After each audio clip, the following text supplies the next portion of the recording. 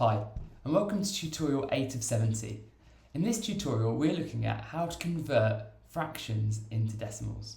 Before we begin, I first want to talk about the fact that in maths, we have fractions, say for example a half, we have decimals, say for example 0.5, and we have percentages, say for example 50%. All of these values are considered the same. So a half is the same as 0.5 and 0.5 is the same as 50%. What we need to know is we need to know how we can change between all three of these. So in this lesson, we're going to look at how to go from fractions to decimals. Say I had a fraction, let's say 4 over 5. So this equals 4 divided by 5. I'm going to take a quick look at doing this using the bus stop method. But often in these questions, you might be allowed a calculator. So if you're allowed a calculator, you can do 4 divided by 5 on the calculator and see what it gives you. Otherwise, we're going to need to do the division manually. So I'll draw my bus stop. Now 4 has arrived at the bus stop first, so 4 goes underneath, and on the outside goes 5. I'll put 5 here. Now, we need to see how many 5s fit into 4. Well, actually, no 5s fit into 4. So I have to put a 0 here. And then I'll put a point here, and then I'll put a new 0 here, because we're going to need to continue. Now, we did know lots of 5 went into 4, so we have the whole of this 4 left. So I'm going to move this 4 up here, and the 4 is going to become here as a 40. Because essentially, if you had 40 things of the value of the first decimal place, that would equal the same as having 4 things in the units column. So 5s into 40. Let's have a look down our 5 times table.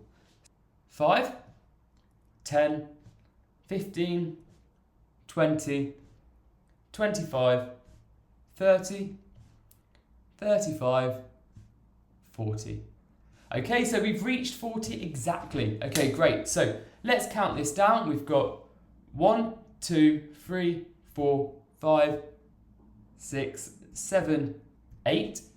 So 5 has gone into 40 8 times exactly, and there's no remainder. So we know that 4 over 5 means 4 divided by 5, and we've seen here that this equals 0.8. So as a decimal, 4 over 5 equals 0.8, which makes sense because if you had 4 things shared between 5 people, it means either not everyone is going to get something, or you're not all going to get a whole piece. Okay, right, let's have a go at another question. So here we have 7 over 9. Remember, 7 over 9 means 7 divided by 9. 7 divided by 9. Now let's think about this. If you had 7 things divided by 9 people, 7 things shared by 9 people, not everybody's going to get something. So that means that this number is going to be less than 1, because there is not 1 for everybody. So the number is going to be less than 1. Right, let's have a look at this division using the bus stop method. Remember, as the 7 arrived at the bus stop first, we put the 7 inside, and as the 9 was second, we put the 9 outside in the rain. 9s into 7, we've already concluded this, don't go. So we put our point there. Now remember, we can get a 0 for this one. There's as many zeros as we like after the decimal point, because they don't change the number. So now we're looking, if we've got no 9s into 7, we have got 7 left over, because 7 take away 9 lots of 0 is 0 equals 7. So we can put a 7 here. So that's how that 7 gets there. And now we're looking at set 9 into 70. So here we're going to need our 9 times table. So we have 9, 18, 27, 36, 45, 54, 63, 72. Right, so we've gone past 70 here. So the number of 9s that fitted into 70 was 63. So let's see what that was. That was 1, 2, 3, 4, 5, 6, 7. 7 times 9 is 63. So 9 goes into 70 7 times. And now we can look for the remainder. So we had 70. We took away 9 lots of 7. So that was 63. And that leaves us with 7. So we put our 7 here. Oh, hang on. This is the same situation as we've just had. So we can see that 9 goes into 70 7 times, because 9 times 7 is 63. So we can put another 7 there. Then we can do the same process here. 70 take away 63. And that equals 7. So we'll have remainder 7 here.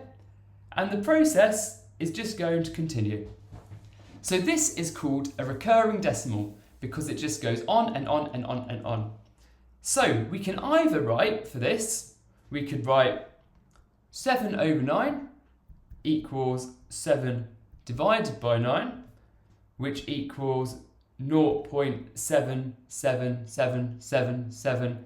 And then we can symbolise the recurring with a dot, like so. Or we could write this as 0.782 decimal places. So when I put DP, I mean decimal places. Okay, right. Let's try one more, and then we're going to move to have a look at these in context. In this question, I've got 3 over 7. So remember, this means 3 divided by 7. Now, if you have your calculator, you're more than welcome to do it on this. But if you don't have your calculator, we're going to need to do the bus stop method. 3 has arrived first. So 3 is what goes inside the bus stop. And then we have 7 outside in the rain. Now, how many 7s go into 3? We know that no 7s go into 3, because if we had 3 things shared between 7 people, there wouldn't be enough to go around. So we know that this number is going to be less than 1. Here we go. Then remember, 3 take away 0, because that's what 0 lots of 7 are. That's going to equal 3. So we can carry our 3 here, and that's where that 3 has come from. So now we're looking at 7s into 30. So let's count down our 7 times table. So we have got 7, 14, 21, 28, 35, 42, 49. Oh, 1 second, we've already gone way past 30. So let's have a look at this then. So we've got here 35 was where it went past 30. So 28 is what fits into 30. So this is 1, 2, 3, 4. So 7 fits into 30 4 times with a remainder. Well, let's have a look at what the remainder is. So we're going to do 30, take away the 4 lots of 7, which was the 28. And that's going to equal 2. Okay, so we have a remainder of 2. So I'll put a new 0 here, and I'll put a 2 here. Now we're looking at 7 into 20. So we've already done our times table. Oh no, I've scrolled it into the way. I've scrolled myself into the way. But I remember that 7 times 2 is 14, and 7 times 3 is 21. So we're going to be looking at it going in 2 times. So now we're going to do 20, take away 14, which equals 6. And now we're going to enlist another 0. I'm going to put the 6 here. And then we're looking at how many 7s go into 60. Well, we actually didn't get that far. So we've got 42, 49, 56, 63. Okay, so we've gone above 60 now. So this was 4 times was 28, 5 times was 35, 6 times was 42, 7 times was 49, 8 times was 56, 9 times was 53. So 7 has fit into 60 8 times, because 56 is the largest of these numbers that is still less than 60. So I'll put an 8 here, and now I can do 60 take away 56, which equals 4. So now we're looking at 7s into 40. Okay, I'm going to stop here because this number is just going to continue on and on and on and on. What we do when the numbers go on and on and on, we just decide a point and then we stop, and then using our last number, we round. So I'm going to say 3 over 7 equals 0.428 ... which we can say 3 over 7 equals 0.4322 dp. Okay, great. Right, now let's go to the scenario questions on Crack Maths. Right, so here we are on the Crack Maths website. Now remember, we can scroll down to all you need to know. And then this is tutorial 8, how to turn fractions into decimals. So I'm going to click here, and then we're going to scroll down. We can look at the practice questions, but right now I want to look at the scenario questions. So let's pick one of these questions. Let's say, I'm going to go for question 4, because question 4 is a little bit different. And it says in question 4, a student correctly answers 9 out of 10 questions in a test. What is this fraction as a decimal? Okay, so first of all, let's write that as a fraction. So we have 9 divided by 10. So you might have seen a score like this before. It's a pretty good score actually. 9 out of 10. So this means 9 divided by 10. Now you may know already that 9 over 10 equals 0.9. But in case you don't, let's take a look at how we would do this using long division. So here we go. I'll put my bus stop here. The 9 has arrived first at the bus stop, so the 9 can go there. The 10 goes outside. And first we consider how many times 10 fits into 9.